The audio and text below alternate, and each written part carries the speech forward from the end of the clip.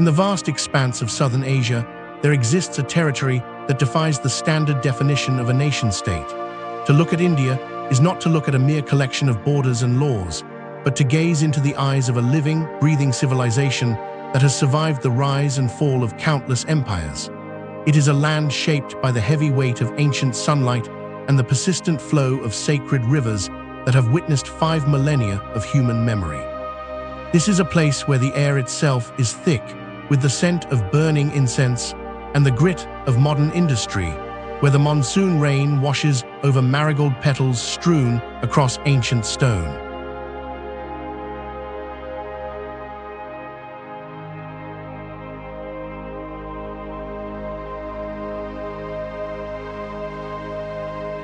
Beneath the overwhelming scale and the frantic intensity of its streets lies a society that does not treat its past as a dead relic to be housed in a museum. Instead, the people here inhabit their history, wearing it like a second skin and breathing it into every modern endeavor. It is a story of coexistence, where the ancient and the cutting edge do not collide, but rather flow together in a singular, unbreakable continuum. Have you ever wondered if a society can truly move toward the future without losing the soul of its past, or if we are all destined to become shadows of our ancestors? Before we dive deep into the heart of this enduring titan, please subscribe to the channel to join our journey through the world's most profound narratives.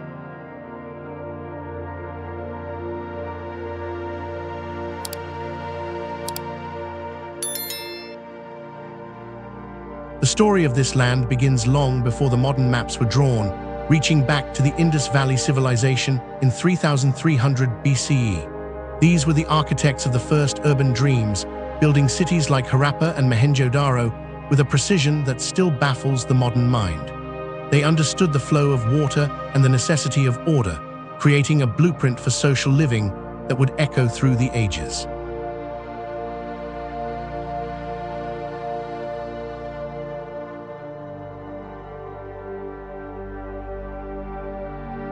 When the Vedic period dawned around 1500 BCE, it brought with it the hymns of the Rig Veda, setting the spiritual and philosophical foundation for a billion souls. These ancient texts did not just speak of gods, they spoke of the cosmic order, the Dharma, which governs the movement of the stars and the conduct of men. This was the birth of a consciousness that views time not as a straight line, but as a great turning wheel.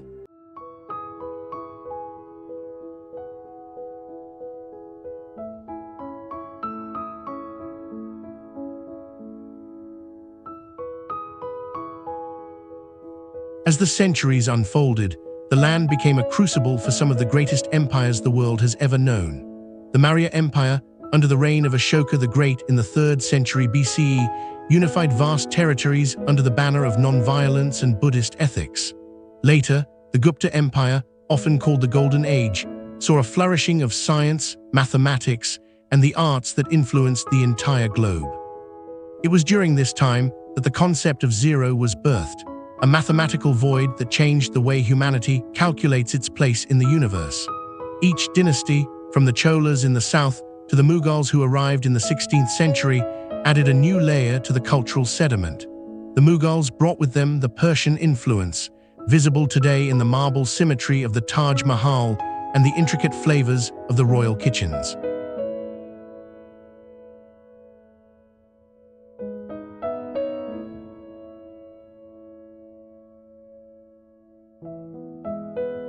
The arrival of the British East India Company and the subsequent British Raj from 1858 to 1947 introduced a period of profound upheaval. This era of colonial rule attempted to impose a different kind of order, building railways and bureaucracies that still serve as the skeletal structure of the modern state. Yet the spirit of the civilization remained unyielding, leading to a unique independence movement defined by civil disobedience and moral force. In 1947, the nation emerged into the light of sovereignty, bearing the scars of partition but holding on to the promise of a secular, democratic future. Today, that history is not a memory, it is the ground upon which the modern citizen walks.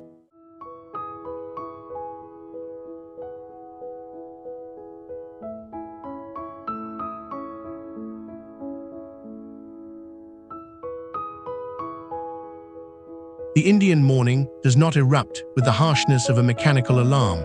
It unfolds with the quiet grace of a ritual. Long before the sun touches the horizon, the courtyards of millions of homes are swept clean, preparing the physical space for the arrival of the day. You can hear the soft echo of steel utensils clinking in kitchens, a metallic symphony that signals the preparation of the first meal. Cattle move with a slow, rhythmic pace toward the pastures, their bells chiming in the cool, pre-dawn air. This is the hour of the seeker, where prayers rise in murmured devotion from temples, mosques, and private altars.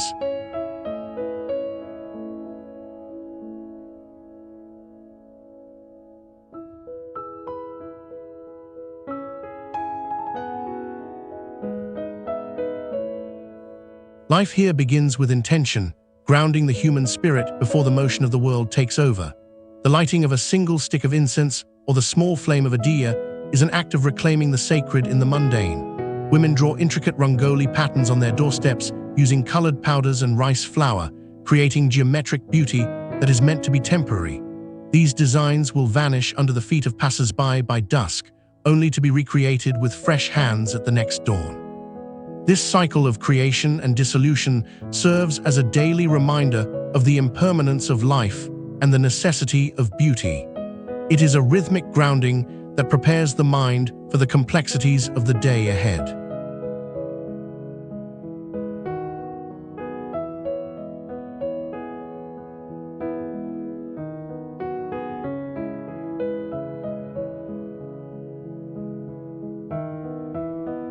At the core of this vast social machine is the architecture of the family, the primary infrastructure of life. The joint family system, where multiple generations live under a single roof, is not merely a living arrangement. It is a philosophy of shared responsibility. In this system, the individual is never truly alone, supported by an interconnected web of aunts, uncles, cousins, and elders. The collective identity takes precedence over the solitary ego, fostering a sense of resilience that is deeply human and personal. While the modern world often prizes independence, here, the strength of the unit is the ultimate safeguard against the uncertainties of existence.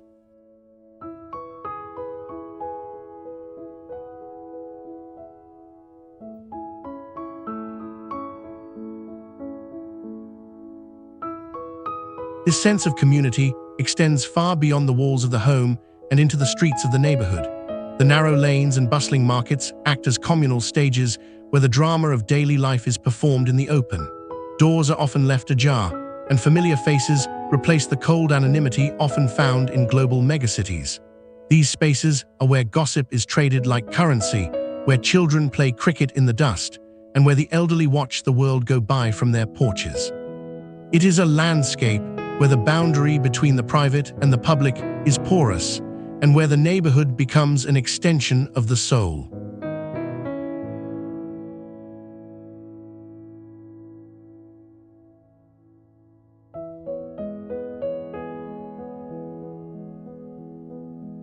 Spirituality in this land is not a distant monument or a Sunday obligation. It is a relentless daily presence. Temples, mosques, monasteries, and gurdwaras are not just places of worship. They function as active centers of community life and social welfare. The ancient concepts of dharma, or duty, and karma, the law of cause and effect, guide the practical decisions of the common man. Whether a person is a high-powered executive in a skyscraper or a farmer in a remote village, these philosophical undercurrents shape their moral compass. The landscape is a complex spiritual mosaic where Hinduism, Islam, Sikhism, Christianity, and other faiths have lived side by side for centuries.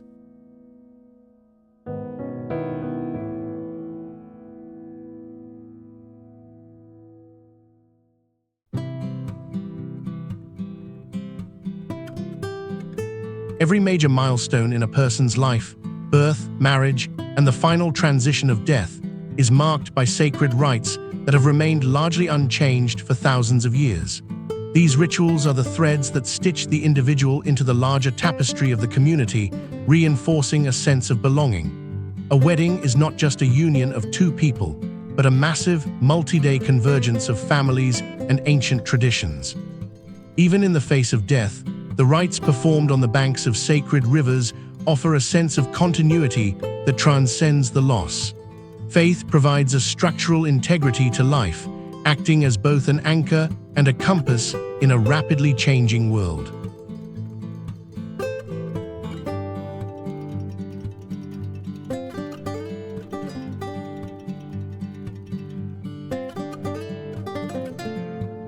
Custom here is never static. It is a tradition in constant motion, adapting to the pressures of the modern era. Respect for elders remains a cornerstone of the social hierarchy, a gesture of reverence that keeps the wisdom of the past relevant. Arranged marriages have evolved, incorporating modern agency and digital matchmaking while maintaining the traditional focus on familial compatibility. Festivals like Holi, the celebration of colors, and Diwali, the festival of lights, transform the entire country into a spectacle of collective energy. During these times, the social barriers that often divide people melt away under the heat of shared celebration and ancient myth.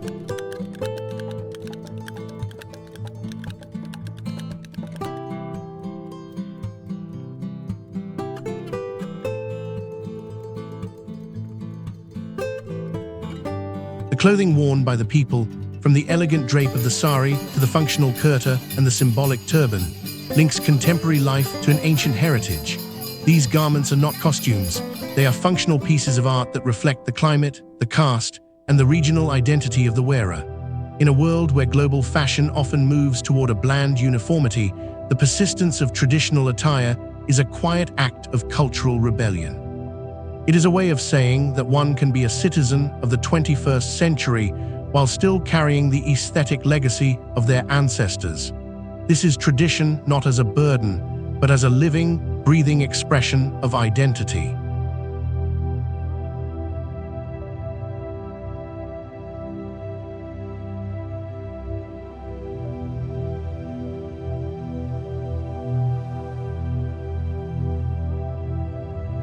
The economy of this civilization is a layered and dynamic beast, operating on multiple planes of reality simultaneously.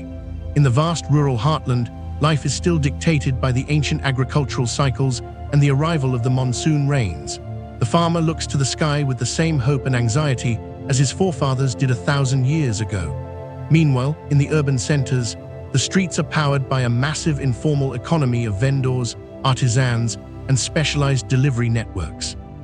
One of the most famous examples is Mumbai's Dabbawalas, a delivery system so precise and efficient that it has been studied by top business schools around the world.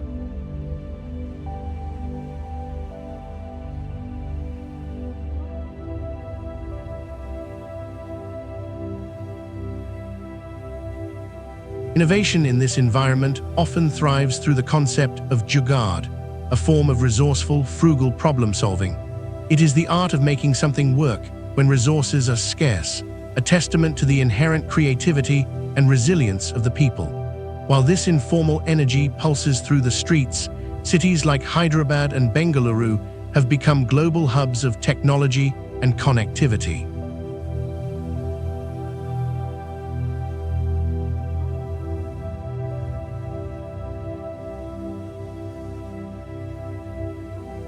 These tech corridors are coding the future of the world, hosting multinational corporations and cutting-edge startups.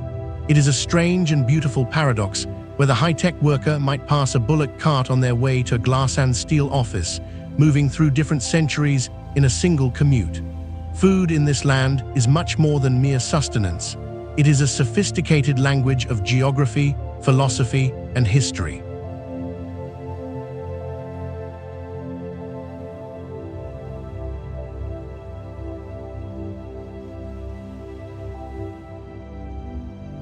The spice box is the grammar of the kitchen, and every recipe is a carefully preserved archive of a family's journey. From the heavy, clay oven tandoors of the north to the light, coconut-infused curries of the tropical south, the cuisine is a direct reflection of the land. In the east, the pungent aroma of mustard oil dominates, while the western coast celebrates the bounty of the sea with complex spice blends. The ancient science of Ayurveda continues to influence the balance of flavors, viewing food as a form of preventative medicine.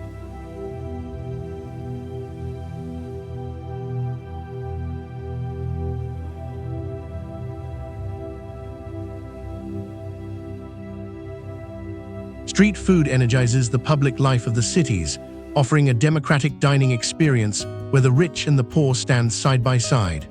A simple cup of chai, brewed with milk, sugar, and spices, serves as the ultimate anchor for conversation and connection. The thali, a large plate featuring a variety of small dishes, embodies the philosophical ideal of harmony and completeness. In this culture, hospitality is a sacred exchange, rooted in the ancient belief that the guest is a representative of the divine.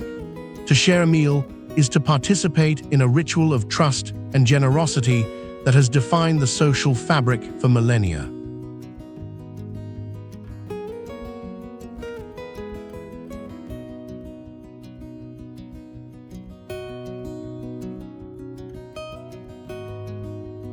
The landscapes of India are not just background scenery, they are living forces that shape the belief systems and survival strategies of the people.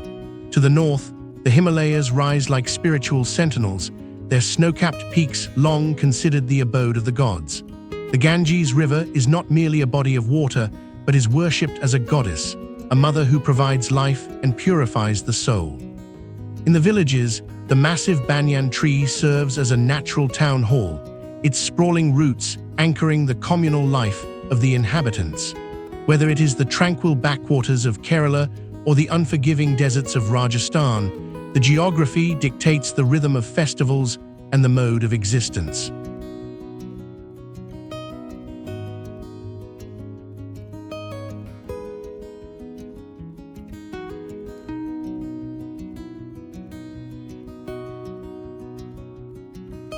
The nationwide drama of the monsoon is perhaps the most significant environmental event, a seasonal turning point that decides the fate of the economy. When the rains arrive, they bring both life and destruction, a reminder of nature's overwhelming power. Nature is viewed as a partner and a provider, but also as a formidable adversary that must be respected. This deep connection to the land ensures that environmental consciousness is not just a modern trend, but a traditional necessity. The elements are woven into the very fabric of the myths and stories that children hear from their earliest days, fostering a sense of awe for the natural world.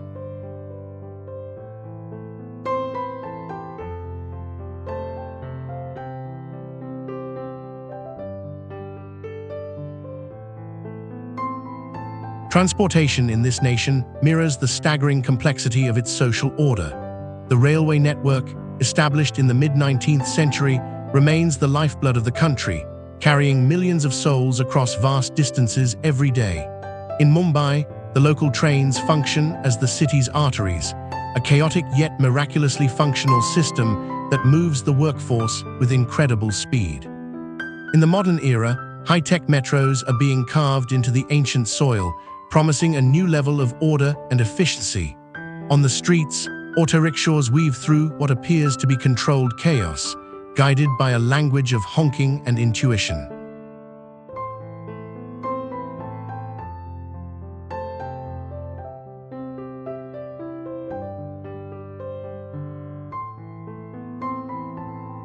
The digital revolution has accelerated this transformation at a pace that is almost difficult to comprehend. Smartphones have reached the most remote rural regions, enabling instant banking, education, and commerce where physical infrastructure is still catching up. It is now common to see an ancient temple standing beside a digital kiosk or to use an app to summon a taxi to a medieval marketplace. The country moves forward with a relentless momentum, yet it refuses to erase the structures that stand behind it.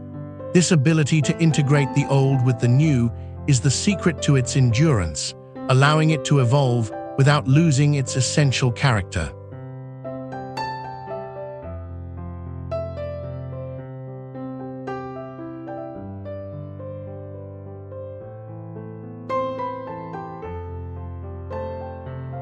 The youth of the nation find themselves standing between two worlds, balancing the weight of tradition with the pull of global ambition. Education is viewed as the ultimate ticket to a better life, leading to an environment of intense hope and immense pressure. Competitive exams shape the futures of millions, and families often invest their entire life savings into the academic success of their children. As young Indians migrate to the growing megacities, they must negotiate their personal freedom against the collective expectations of their families. They are globally connected, speaking the language of the internet, yet they remain deeply rooted in their cultural heritage.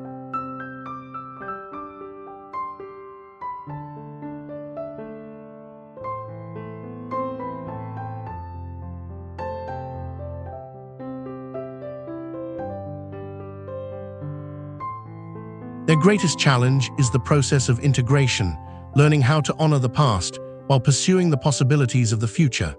This generation is redefining what it means to be Indian, blending traditional values with modern perspectives on gender, career, and individuality. They are the architects of a new identity that is both authentic and adaptive, ensuring that the civilization continues to pulse with energy. While the pressure to succeed can be crushing, it also fuels a drive that is making the nation a formidable player on the global stage. They carry the dreams of their ancestors into a world that those ancestors could never have imagined.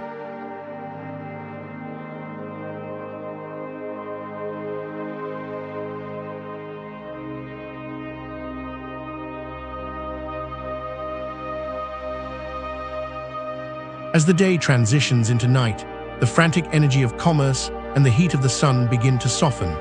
This is the hour when the sound of prayer bells from the evening aarti fills the air, and the smell of dinner being prepared wafts through the neighborhoods. In the cities, the streets begin to glow with artificial light, while the villages fall into a quiet, starlit stillness that feels as old as time. The evening is a time for restoration, for rooftop conversations under the cooling sky, and for the strengthening of family bonds. It is a moment of equilibrium, a pause in the relentless motion of the world before the cycle begins again at dawn.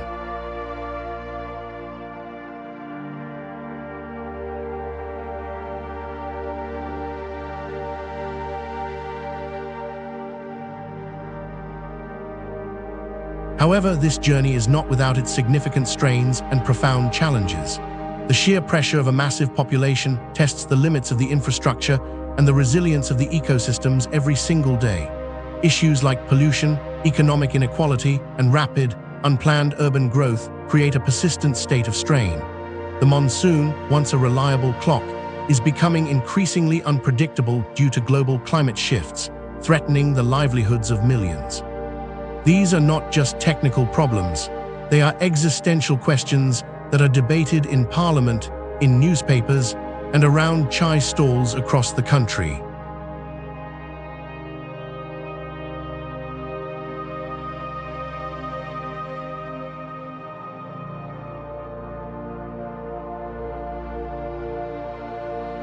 Yet it is precisely these challenges that fuel the instinctive adaptation and cultural memory of the people. Resilience here is not just a buzzword. It is a survival mechanism that has been honed over thousands of years. The society has a remarkable ability to absorb shocks and find a way to move forward, often through collective effort and grassroots innovation. The economic divide remains a stark reality, yet there is a pervasive optimism that tomorrow can be better than today. This resilience is the bedrock of the civilization, a quiet strength that suggests that no matter how great the storm, the foundation will hold.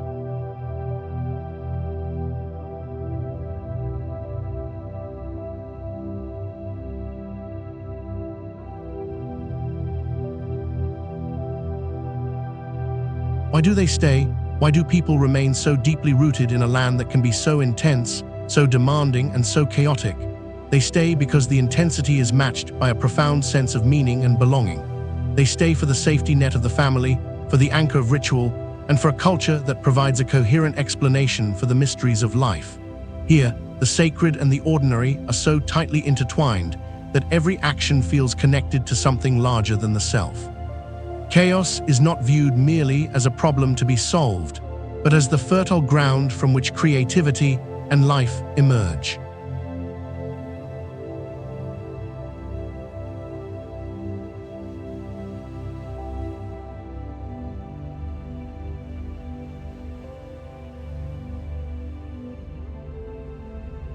To belong to this land is to stand within a 5,000-year continuum, with roots planted not just in the soil, but in time itself. It is to understand that you are a single stitch in a vast, eternal tapestry that was being woven long before you arrived and will continue long after you are gone. The lesson we can draw from this enduring civilization is the importance of grounding. In our own lives, we often rush toward the next goal, the next technology, or the next change, forgetting to tend to the roots that sustain us. We can learn that resilience is built through community, and that meaning is found in the small, daily rituals that connect us to our values.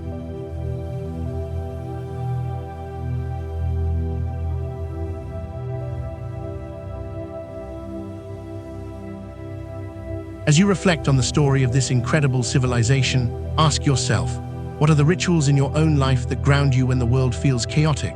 Are you building a future that honors where you came from, or are you running away from your own history? We would love to hear your thoughts in the comments below, as your perspective adds another layer to this global conversation. May you find the balance between the motion of the world and the stillness of your own spirit.